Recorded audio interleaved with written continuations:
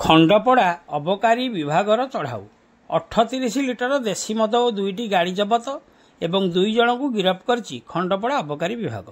ଘଟଣାରୁ ପ୍ରକାଶ ଆଜି ସକାଳ 8 ଘଣ୍ଟିକା ସମୟରେ ଚକ୍ରଧର ପ୍ରସାଦ ପଞ୍ଚାୟତରେ ଚଢ଼ାଉ କରି ପଞ୍ଚାୟତ ଅଧୀନ ଗୋବର୍ଦ୍ଧନ ପ୍ରସାଦ ଗ୍ରାମର କବି ମଲ୍ଲିକ ବୟସ 48 ଠାରୁ 24 ଲିଟର ଦେଶୀ ମଦ ସହିତ ଏକ ପାସିଅନ ଗାଡ଼ି ଓଡି 256273 ଓ ସେହି ଗ୍ରାମର ଉପେନ୍ଦ୍ର ସାହୁ ବୟସ 21 ଠାରୁ 14 ଲିଟର ମଦ ସହିତ ଏକ ଟିଭିଏସ୍ ଏକ୍ସେଲ୍ ଓଡି 33Q1210 ଗାଡ଼ି ଦୁଇଟିକୁ ଜବତ କରିଥିବା ଜଣାପଡ଼ିଛି।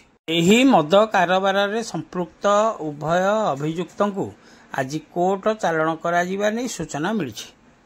ଏହି ଚଢ଼ାଉରେ ଖଣ୍ଡପଡ଼ା ଅବକାରୀ ବିଭାଗ ଓଆଇସି ଦୀପକ କୁମାର ଜେନା, ଏଏସ୍ଆଇ ନନ୍ଦୁ ନାୟକ ଏବଂ ଅନ୍ୟ ଷ୍ଟାଫ୍ମାନଙ୍କ ମଧ୍ୟରେ ଲକ୍ଷ୍ମୀଧର ବେହେରା, ପ୍ରତ୍ୟୁଷ ରଞ୍ଜନ ଦେହୁରୀ ଏବଂ ଶୁଭଶ୍ରୀ ପାଣିଗ୍ରାହୀ ପ୍ରମୁଖ ସାମିଲ ଥିଲେ। ଖଣ୍ଡପଡ଼ାରୁ ସନ୍ତୋଷ କୁମାର ସାହୁଙ୍କ ରିପୋର୍ଟ, ଖଣ୍ଡପଡ଼ା ଖବର।